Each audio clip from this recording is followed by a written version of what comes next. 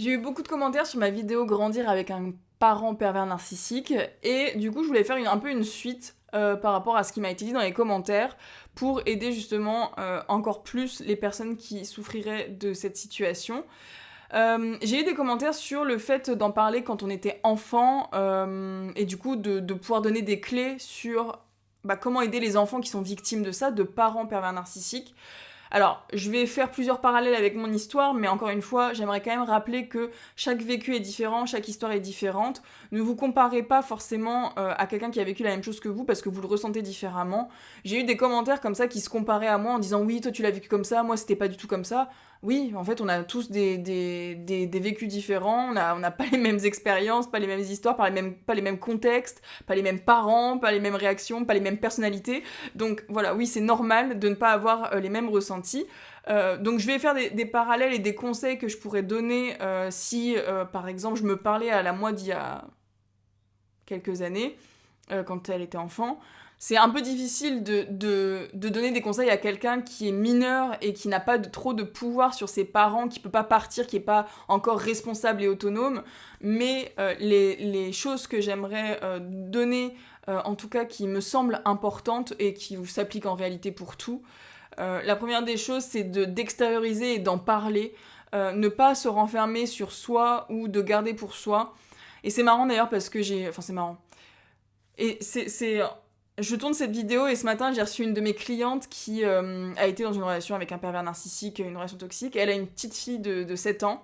Et justement, elle me disait que sa fille extériorisait beaucoup et qu'elle aimerait qu'elle se fasse accompagner. Parce que justement, elle a emmagasiné ces dernières années, elle a des réactions qui font que elle sait ce que c'est le parent qui est assez violent. Plus tôt c'est traité, mieux c'est. Et en fait, ce que j'aimerais aussi rappeler, parce que j'ai eu des commentaires sur l'âge, on peut se libérer de tous nos traumas à n'importe quel âge, peu importe l'ampleur des traumas, peu importe la gravité qu'on y met, l'impact que ça a eu sur notre vie, on peut se libérer à tout âge et de tout. Donc s'il vous plaît, ne restez pas dans une situation qui vous limite. Si vous avez des croyances limitantes sur le fait que vous êtes trop vieux, que c'est impossible de s'en libérer, que c'est trop ancré en vous, etc. Vraiment, je tiens à vous rassurer que non, on peut se libérer à n'importe quel âge et ne restez pas seul. Donc la première chose, c'est vraiment d'extérioriser. Donc pour les enfants qui seraient dans cette situation-là, d'en parler à quelqu'un de compétent ou alors en parler à des parents, d'autres parents qui peuvent comprendre la situation et surtout d'extérioriser. Sinon par l'écriture, sinon par le sport, enfin voilà, de vraiment libérer les émotions. Je sais que ça c'est quelque chose dont moi j'ai pas du tout parlé parce que déjà personne ne comprenait, je ne comprenais pas moi-même donc c'était difficile. Moi je me suis construit avec ce schéma-là qui pour moi était normal, c'était ma norme en tout cas, et je me rends compte avec du recul que pas du tout.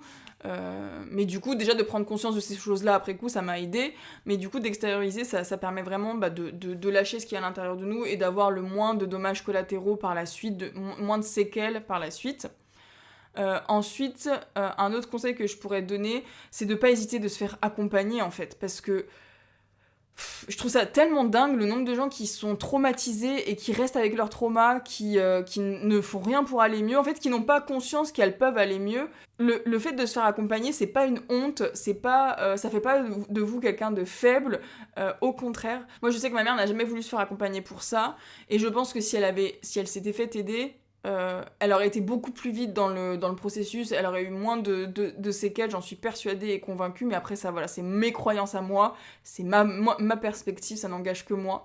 Mais en tout cas je suis persuadée que de se faire aider, ça permet vraiment d'aller plus vite, de s'épargner des douleurs et des séquelles qu'on ne peut pas gérer tout seul. En fait, on n'est pas fait pour tout gérer tout seul et on n'a pas besoin de tout gérer tout seul. Donc de se faire accompagner. Et ensuite, le dernier conseil que je donnerais, et ça mais je le donnerais pour tout le monde, c'est de travailler sur soi, de s'entourer de personnes positives, inspirantes, qui t'inspirent et qui vont t'aider à aller de l'avant, te montrer que tout est possible et que on n'est pas obligé de subir sa vie, que c'est pas parce que tu as vécu ça ou que tu vis ça que ce sera toujours éternel, que c'est une fatalité, que ça va te pourrir la vie à vie. Non, pas du tout. Si tu n'as que des personnes toxiques dans ton entourage, d'aller regarder sur internet, sur les réseaux, dans tes amis, dans des associations. Voilà, vraiment d'aller chercher des gens qui vont te montrer que en fait c'est possible de faire autrement et d'être plus positif, etc. On est vraiment la moyenne des 5 personnes qu'on côtoie le plus. Quand tu es enfant, tes modèles, c'est tes parents. Si tes parents, ils sont toxiques, malheureusement, tu n'as que ça comme modèle et du coup, ça te permet pas d'avancer plus sereinement. Je pense qu'aujourd'hui, avec Internet, on a accès à l'information gratuite en tout temps. On a des algorithmes, certes, qui nous montrent ce qu'on a envie de voir, mais avec des recherches, consciemment, tu peux aller chercher largement l'information que tu veux, que tu souhaites. Tu as tout accès gratuitement. Donc, ne pas hésiter à vraiment aller chercher des gens qui vont te montrer que c'est possible, que tu peux travailler sur toi. Et j'insiste sur le fait de travailler sur soi parce que plus tu travailles sur toi rapidement et plus tu apprends à te connaître, mais plus tu t'offres d'options pour la suite.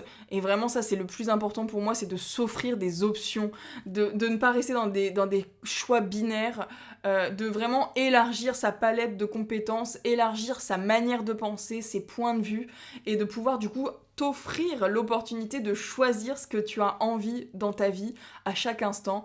Donc voilà, inspire-toi des gens qui ont une vie qui t'inspire, va chercher des sources positives sur internet, des gens qui ont quelques pas de plus devant toi mais qui peuvent te montrer que c'est possible. Et voilà, consomme du contenu qui va t'élever, de développement personnel, qui va t'aider à aller de l'avant, qui va t'aider à atteindre des objectifs, qui va te faire relativiser, qui va te faire du bien. Apprends à te connaître, gère tes émotions et dans quelques années, tu pourras prendre ce sera plus simple encore dans la vie si tu fais ça très tôt.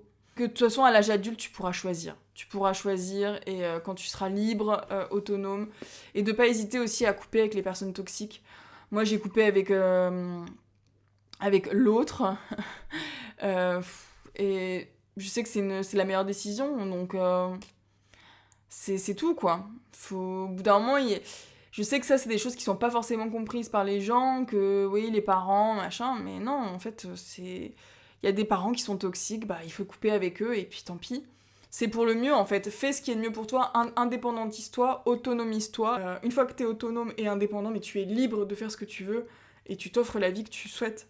Donc voilà, j'espère que cette vidéo vous aura aidé. Ces conseils s'appliquent évidemment à tout le monde, mais voilà, je dirais que de toute façon, ces 3 conseils que je donne... Il n'y a pas 36 000 solutions de toute façon, tu extériorises, tu sors la merde que tu accumules à l'intérieur, tu la sors, ton bagage émotionnel ton bagage émotionnel tu le sors et puis tu en parles, tu te fais accompagner, tu te fais aider et tu t'inspires, tu t'entoures de gens positifs et franchement la vie elle est trop belle.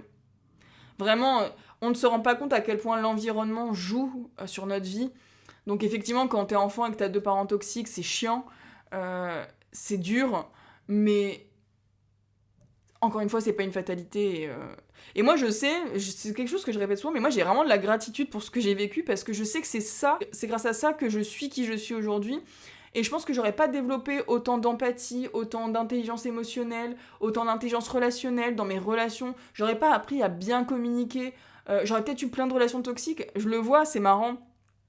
Moi, c'est comment je l'analyse, mais en fait, la plupart des gens sont dans des relations toxiques, à différents degrés, évidemment, mais c'est fou comme les gens subissent leurs relations. Des fois, ils s'imposent et ils s'infligent des conflits, du négatif, des trucs chiants, quoi. Et ils pensent que c'est normal, et je sais que moi, vu que j'ai étudié tout ça, maintenant, je sais vers quoi je veux me diriger et de quoi je veux m'éloigner. Et du coup, c'est grâce à ce que j'ai vécu aussi. Donc, il y a toujours du positif à en tirer. Et même si c'est dur, même si ça laisse des traces, il n'y a rien de figé, il n'y a rien d'indélébile. Tout se transforme. Et il faut juste en avoir conscience, se faire accompagner, demander de l'aide aussi, c'est ok. Et avoir cette volonté de changer et s'autoriser à changer aussi. Il y en a qui aiment bien rester dans leur posture de victime aussi, donc ça c'est quelque chose aussi pareil à savoir, c'est inconscient, mais tu le sais pas tant que tu fais pas tes recherches, tant que t'as pas le déclic, tant qu'on t'en parle pas. Donc il y a plein de choses, voilà. Donc moi je dis extériorise, fais-toi accompagner et inspire-toi de gens qui ont la vie que tu souhaites, qui sont heureux, qui sont optimistes, qui se sont relevés de leur trauma, qui se sont relevés de tout ça, et kiffe ta vie surtout. Voilà, j'espère que cette vidéo t'a plu, je te dis à très vite dans une prochaine vidéo.